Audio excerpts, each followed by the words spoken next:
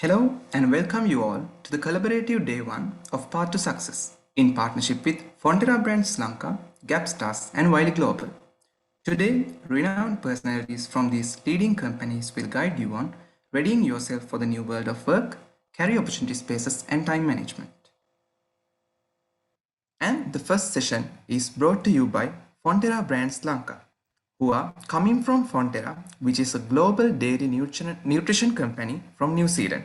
Fonterra Brands Sri Lanka has been providing high-quality dairy products to people across Sri Lanka for 40 years through a range of products including Anchor. As a dairy cooperative owned by 10,000 New Zealand farmers, they have been committed to bringing generations of expertise to Sri Lanka by working hand in hand with more than 100,000 Sri Lankans, including our local farmers, communities and other business partners. And to guide you on, we have Ms.Kanishka Patternott, who joined Fonterra as an assistant human resources business partner and currently working as a human resource business partner and talent acquisition and EB lead. And also, she holds a bachelor's degree specializing in HR from University of Colombo and an MBA from Cardiff Metropolitan University. She is also a CIMA past finalist. Accompanied by her, we have Ms.Hiruni Perera, who works as a management trainee at Fonterra Brands Sri Lanka and currently works as a reward and HR operations advisor in Fonterra. She is a graduate of University of Colombo, specializing in international business and is also a CIMA past finalist. She is currently readying for her MBA at the University of West London. Okay, to enlighten you about readying yourself for the new world, we have these two awesome personalities. And dear madams, the stage is yours. Thank you, Nipuna, for that introduction. So I'll just share my screen.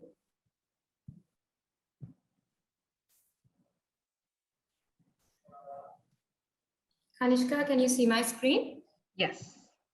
Great. So Kanishka will start off the session. Kanishka, over to you.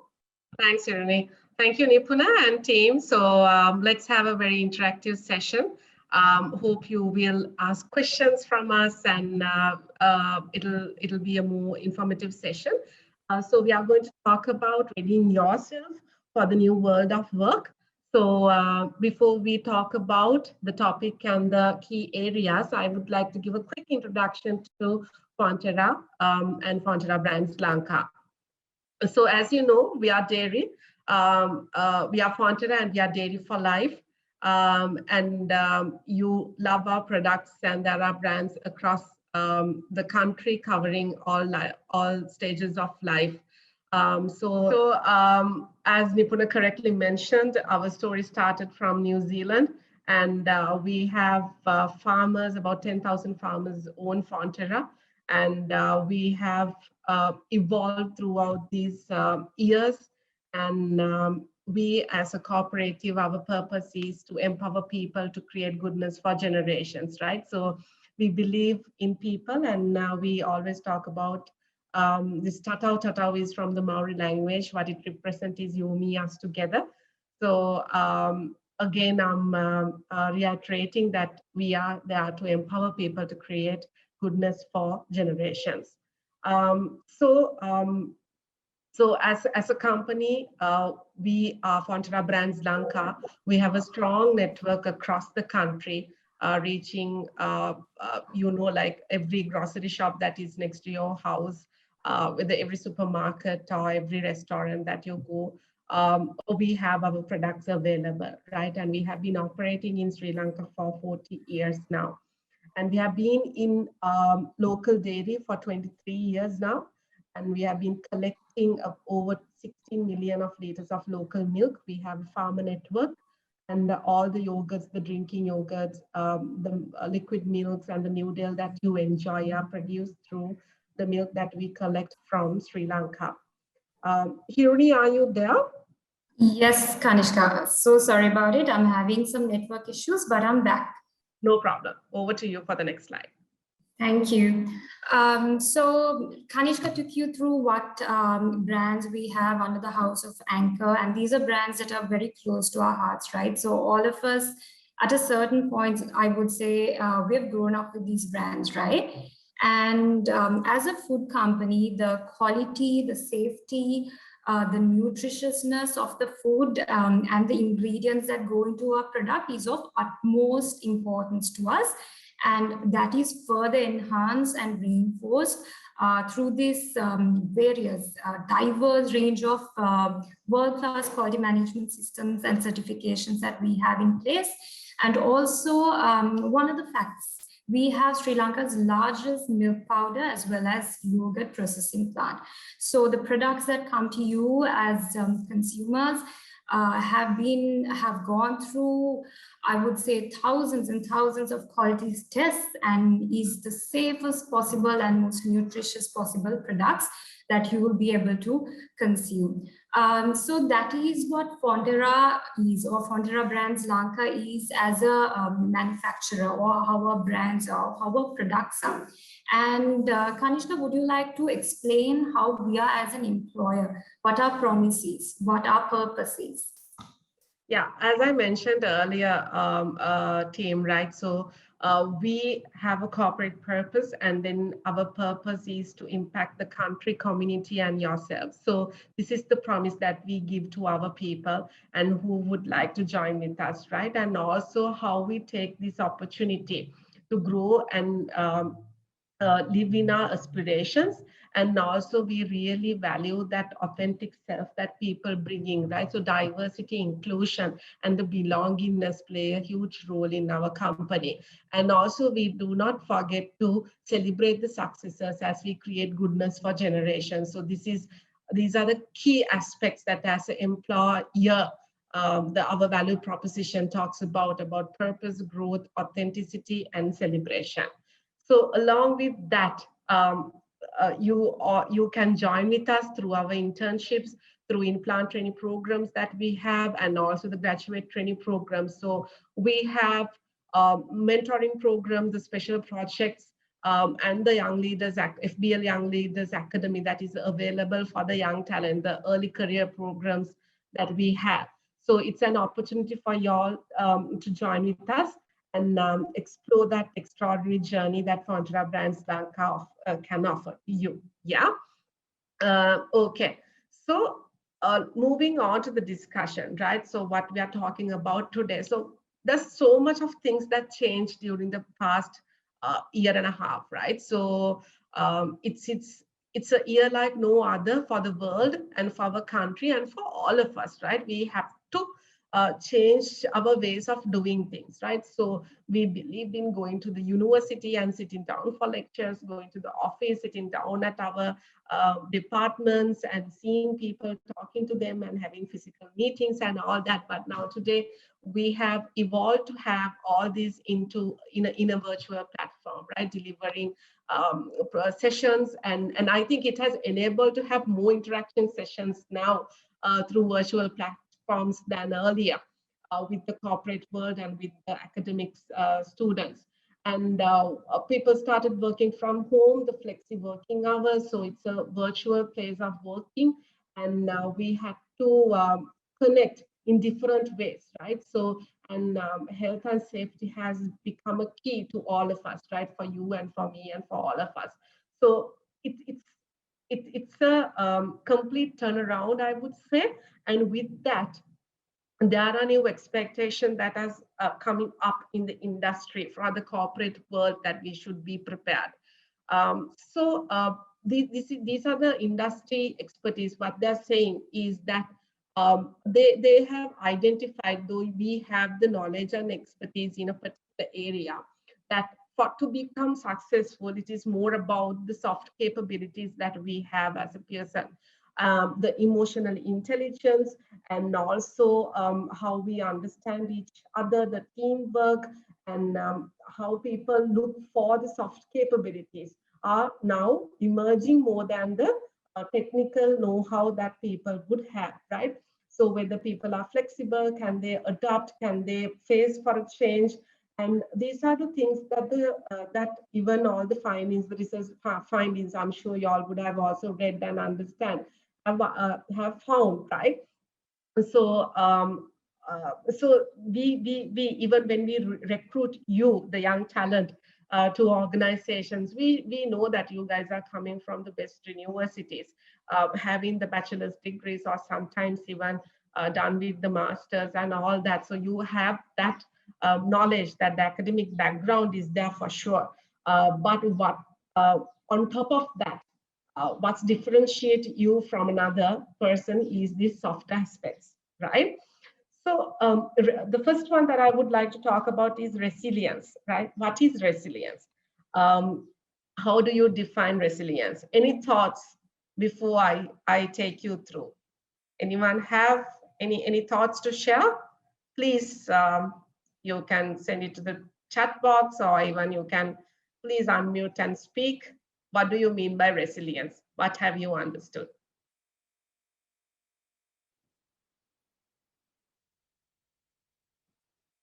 Hello?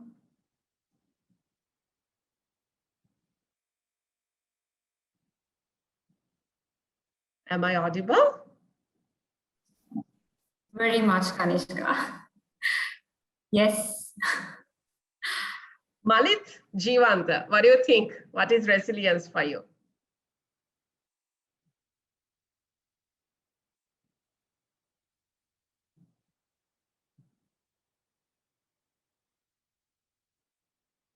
That's the first name that is there after Nipuna. Anyone else?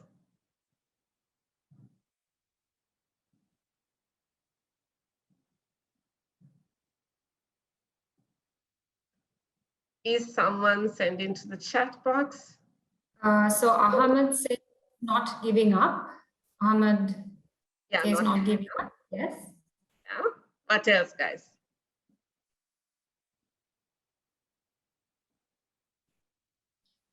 We can ask everyone to send something on the chat if they're uncomfortable unmuting themselves and speaking. Just one word. The capacity to recover quickly from difficulties. Okay. Yeah, I think that is more relevant. So it's actually how we move on from a difficult situation, right? So we believe that the resilient people are better able to deal with changing priorities, transitions, and higher workloads, right? So today the world has become we call it a VUCA world, right? So the VUCA stands for volatility, uncertainty, complexity, and ambiguity, right? In such a world, things could change overnight, right? So today, now imagine, right? We had a plan, a business plan, but due to the lockdowns or the curfew that happened last year, we had to completely change our deliveries, right? So it's a new way of thinking, right? So you cannot get discouraged. Okay, I had these plans, I can't do it now. But more about how through that challenge, how can you become more creative, and also see a change as less threatening, and make more positive judgments about people, right? So also we see it as an outcome that people who are resilient and who are strong get sick less often, right? So they are physically and mentally strong, and they can face the challenges that they face at work environment. So the next one is emotional intelligence, right? So the emotional intelligence is again a very, very important, right? So we do not work as silos, right? Even in a school or universities, we have group work, we do sports, extracurricular activities, and all that.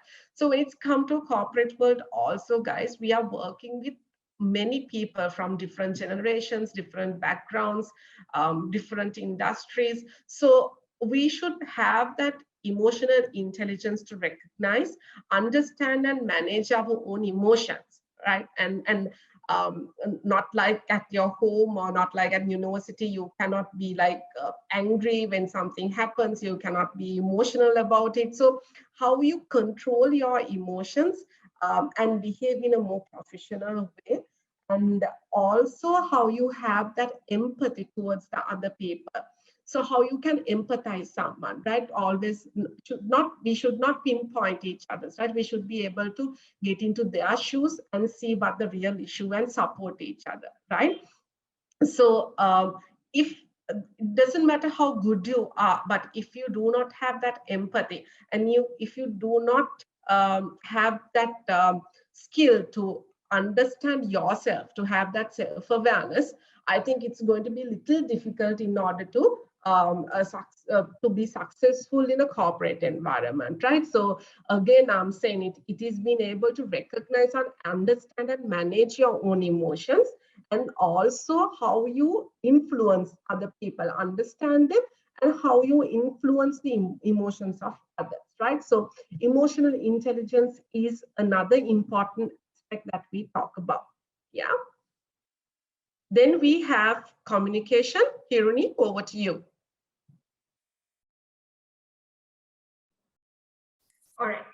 So communication, this is a term that is very loosely used most of the time, right? You got to be better at your communication, you got to communicate better, all of this. So this is something that we hear often, but I'd say more than ever during the past year, the importance of communication was put into test with the current ways of working.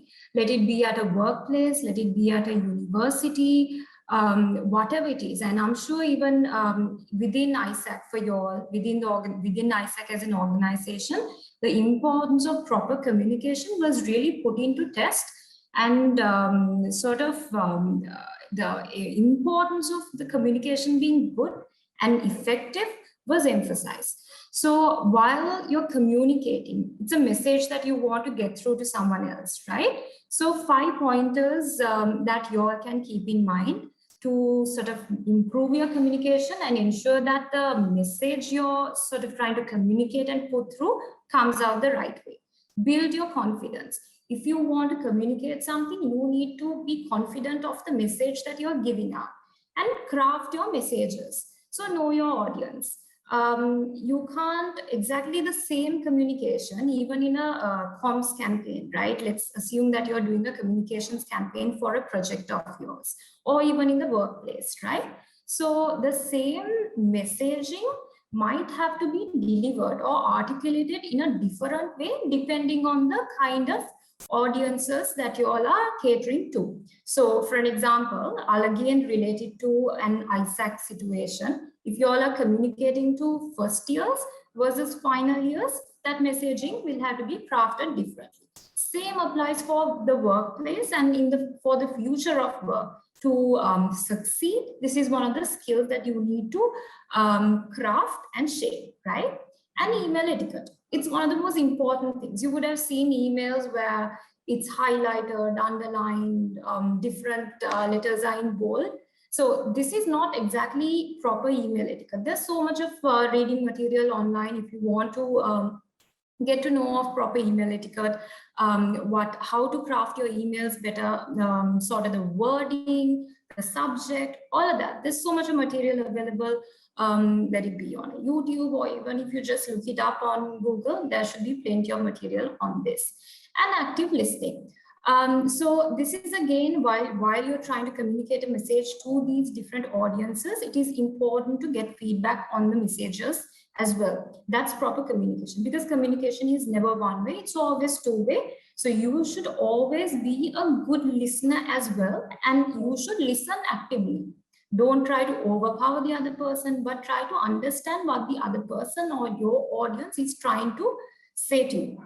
And both verbal as well as non-verbal means of communication is important, and both are very important to pay attention to. And this is something again that we need to sort of pay close attention to as we craft our skills in communication.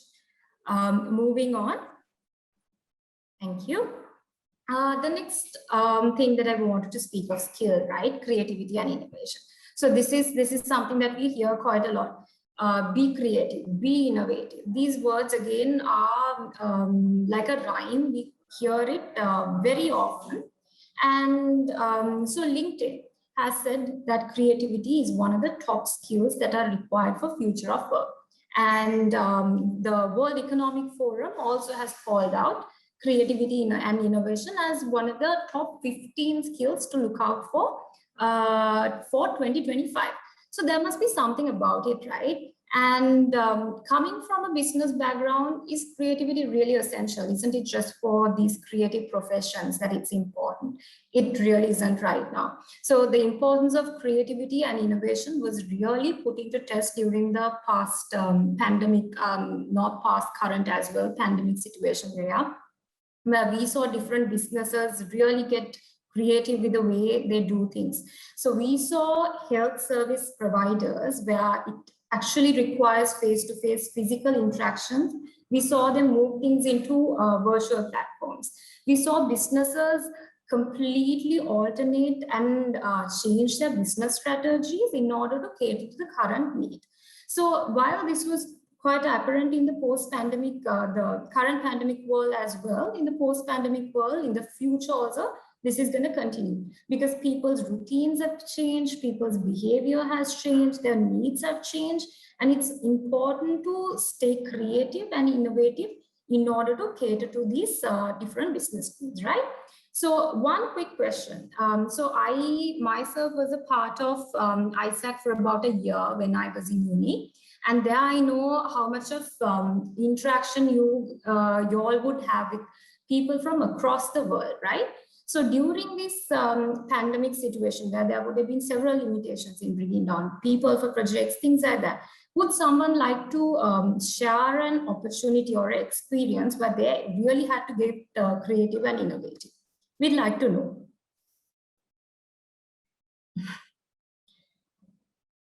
So we can keep this as interactive as possible. It doesn't have to be just Kanishka and me. Anyone who would like to share?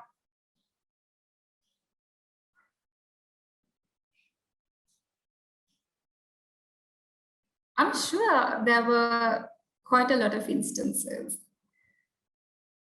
All right, that's okay. So anyway, just to sum up what creativity is and what I was talking about, it's not just limited to creative professions anymore. So it's the ability to think about a task in a new or different way and really bring that logical thinking to analyze information and give a solution to issues. And also, you should be willing to take on the challenge and responsibility. So there are some other micro skills which will help creativity and innovation, such as positive attitudes, determination, curiosity, open-mindedness, etc. So keep this in mind and we'll move on to the next skill. Kanishka, thank you. All right. So let's assume that you all have come up with a very creative solution, right? A creative and innovative solution. But anything, right, in a workspace or a organization or a university or whatever it is, you can't just go ahead and implement it on your own, right? You will need the buy-in of others. You will need to persuade others. You will need to influence others to believe in the proposal or the new idea that you're suggesting. And that is where the persuasion and the influencing skills come into play. So ability to influence others and present very effective arguments as to why they should believe in your proposal or suggestion and prompting them to sort of change their mindset or behavior is influencing and persuasion. So Kanishka touched a bit on this when she was speaking on emotional intelligence and how it is important to sort of, in order to influence others, emotional intelligence, it's important. And another thing that's important is storytelling. So when you're presenting a new idea or a new solution to an audience, to a team, right? It's important that you articulate this well, and it's important that you be able to tell a story about it. Because all of us remember stories rather than facts, right? And also we have the opportunity of bringing in personal experiences and creating a bigger impact through stories. So be a good storyteller and it will help you to influence and persuade others better as well, right? So persuasion also includes micro skills again, such as emotional intelligence, like I mentioned before. It supports, right? Because any skill is not isolatedly, we can't look at it on its own. It's always supported by other skills. logical reasoning, interpersonal skills, negotiation. All of this will support your skills in persuasion and influencing. And just keep in mind, be good storytellers, work on it. Again, there's plenty of material that's available. If you do want to tell good stories, that will be an important skill for you at this stage of your life as well as in your careers. Moving on. Collaboration. Great. Okay, collaboration again, we hear it often and we think we are good at it, okay? Because it's simply working with people and what's there to it? It's not too much of a big deal. But then when you actually come down to doing it, it's not as simple as it sounds. And especially in the current work organization as well as in a future-ready organization, there are so many teams. It could be cross-functional project teams. You would have matrix reporting structures where you need to collaboratively work across a lot of stakeholders coming from various backgrounds, right? So again, with your AIESEC experience, you'll come across individuals from different walks of life, different cultures, different countries. So actually that's a good space for you all to practice this skill of collaboration, right? And again, a couple of pointers to collaborate better. So build good relationships with team members. That's an obvious one, and understand the diversity of your team. Everyone's not the same. So just like your communication, you can't exactly deal with everyone the same way because they might be coming from different, they'll be diverse individuals, right? With different strengths, different weaknesses, different preferences. So you need to identify and really build those relationships in order to collaborate better. And right now, it's not just limited to your workspace. So in order to sort of have manage interdependencies better, your work will be dependent on several stakeholders, right? Especially when you're working cross-functionally. In order to manage these interdependencies, get to know them beyond work, right? So that personal element that you bring into collaboration really helps. So Kanishka is a perfect example that I've seen at office in terms of actually getting to know individuals beyond work and using that to manage interdependencies. So the other thing, exchange information and expertise with others. Again, expertise from various people from different functions, different career points. This is important, and this will actually help you build better synergies as well. Be open to learn and adopt other people's ideas.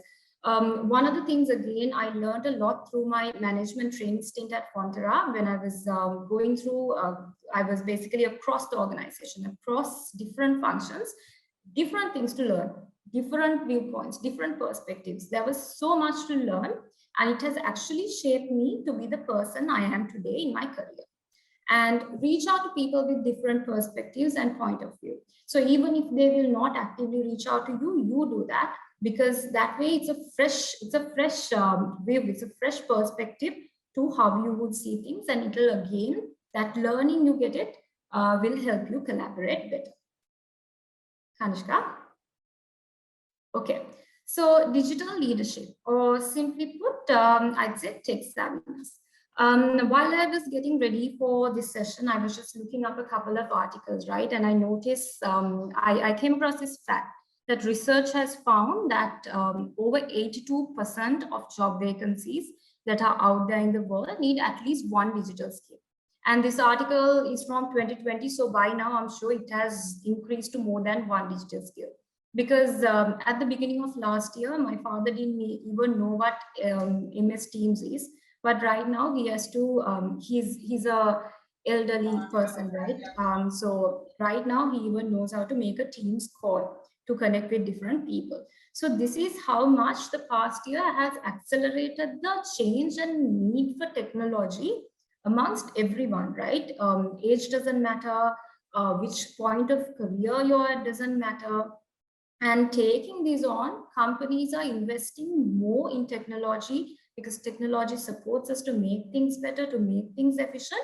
And organizations will also be looking to invest more in people who know technology better, as well as understand technology better.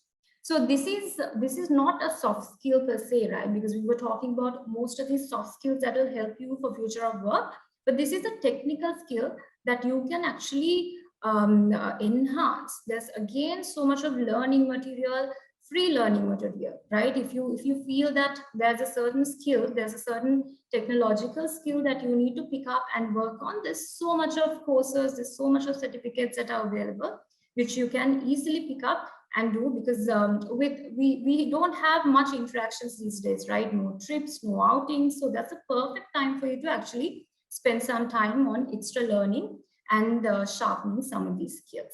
Kanishka?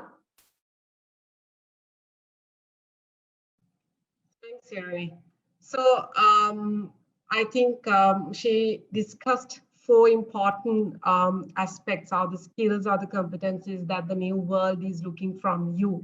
So I think I will just cover two more, and then we can build our discussion towards the end, right?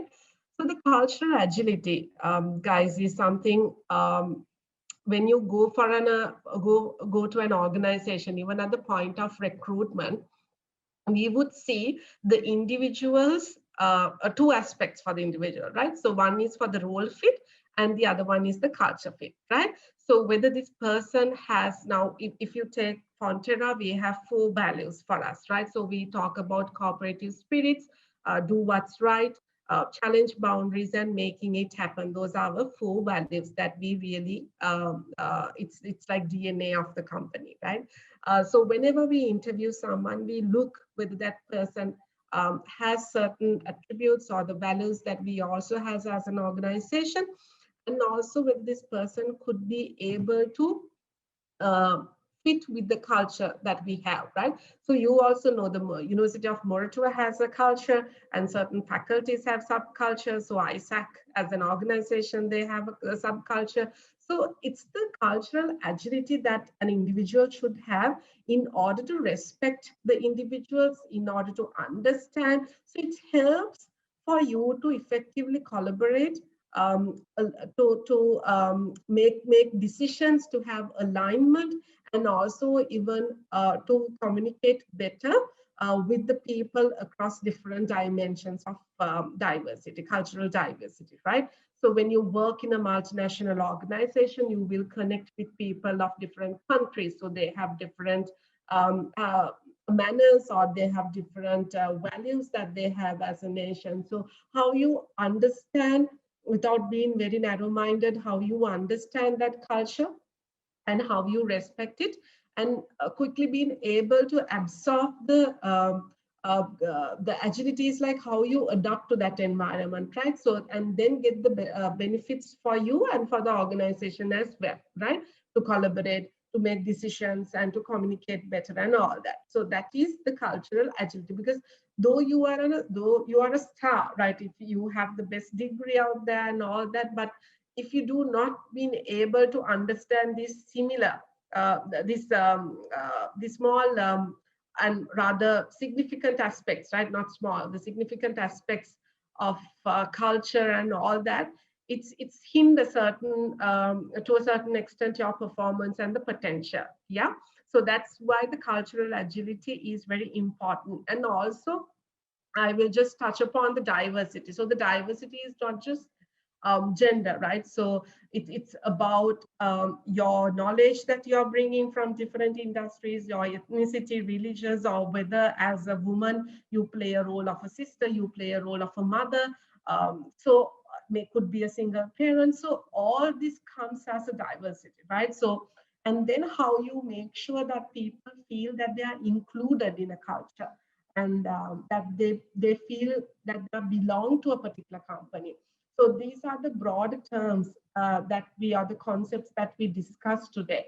So it is important that you understand what are the areas that the today's world is discussing and all that, for you to be up to date as well. Yeah. So next one would be the learning agility, right?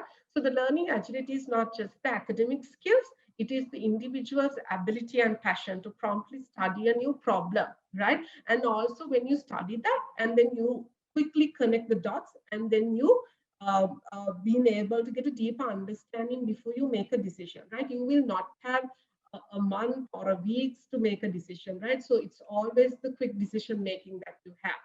So when you join a company, also you're learning agility. So you know widely know that the probationary period that the individual has to go through, right, when the person joins to the company.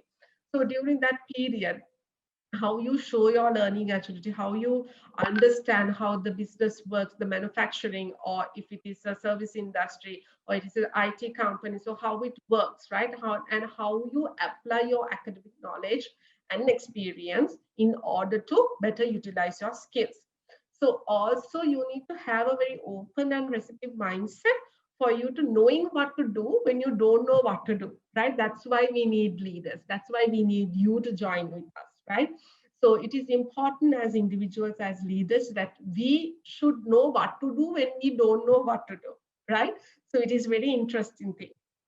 And then, as I mentioned earlier, we are operating in a VUCA world, and the organization need talent with learning agilities, right? As I mentioned, our earlier business plans didn't work for us to come up with a new business plan overnight within few days. We want people to quickly learn new things that is happening outside the world, in maybe in industries, and then adapt it, right? So when it's come to learning agility, right, I would like to highlight the self-awareness part, right? There are few aspects you can read through. You can Google and read through different aspects, but why self-awareness is important, guys, right? Sometimes we tend to underestimate or sometimes overestimate ourselves, right? So if that's where you need to do a self-assessment of yourself. Where am I good at? What are the areas that I still need to improve, right?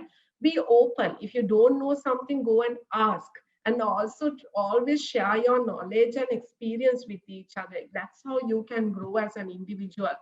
There is no silos, right? So though I am a superstar, I can work alone, doesn't mean that I can become a successful person in the corporate world, right? So you need to share, always work as a team, understand each other's strengths and weaknesses, and better utilize it, right? So self-awareness is again very much important, and also the people agility that you have, the mental agility, the change agility, and the results agility. So these are the main components under learning agility. So it is important that you are aware of those areas and try to be able to knowing what to do when you don't know what to do, right? So that is what we call learning agility, right? So we discussed 9 competencies or the skills that we think that is important or beneficial for you to learn in order to adapt to the new world of work.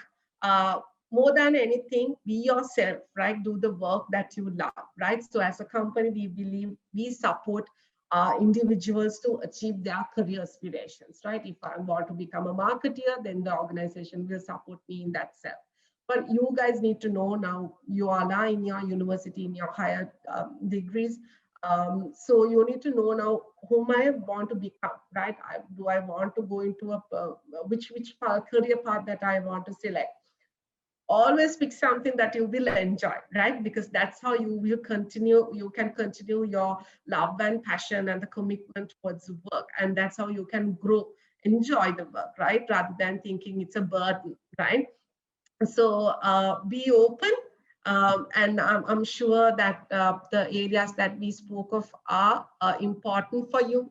That's what we selected this topic as well. So I'm opening the forum for any questions now, and we can have a good discussion now.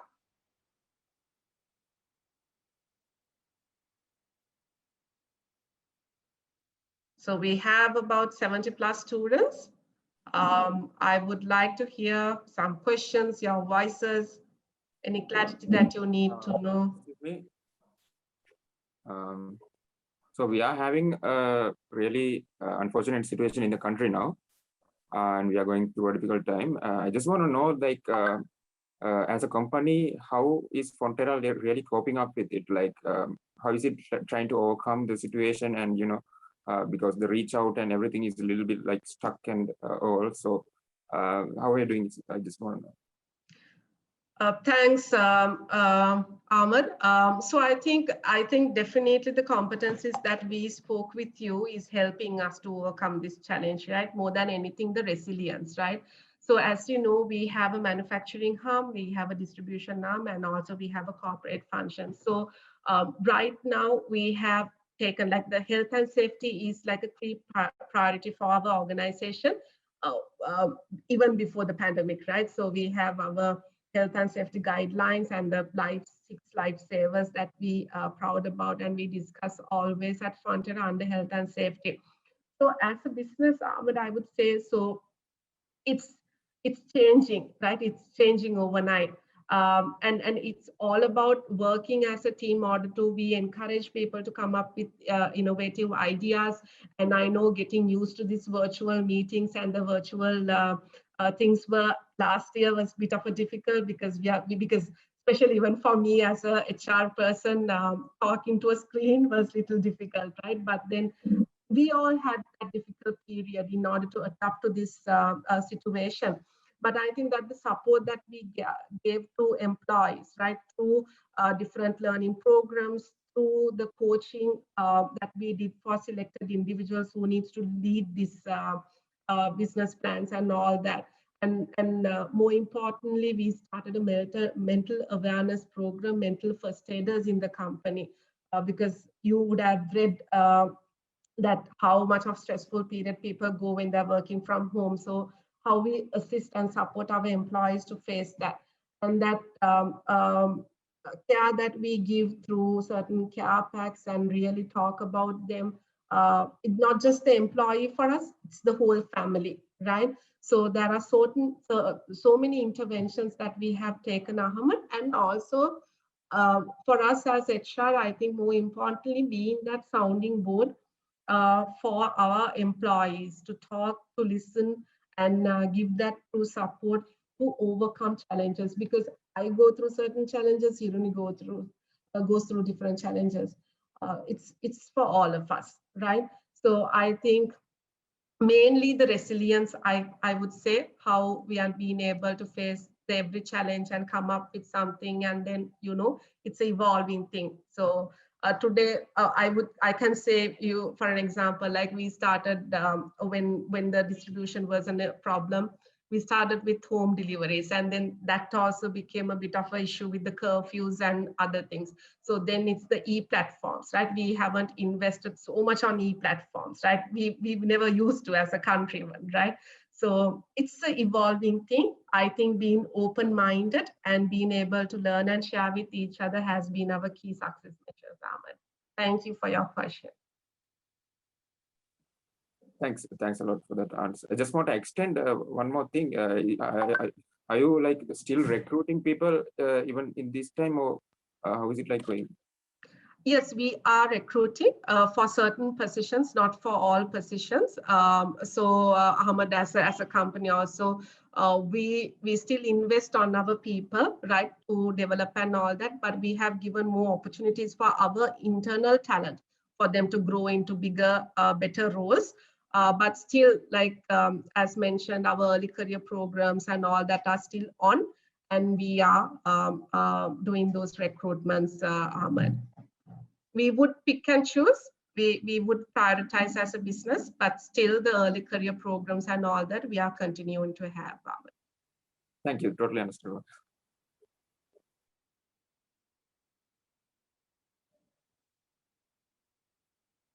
Any other questions?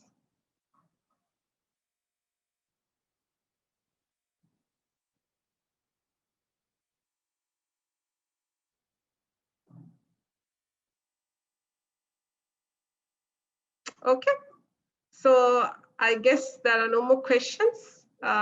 We haven't received anything to chat box also. Nipuna, over to you. I'm sure, guys, you got something out of our session. Remember the key skills that we talked about, whether you're going to join Fonterra in future or to any other corporate corporate sector, any company, these skills will be important.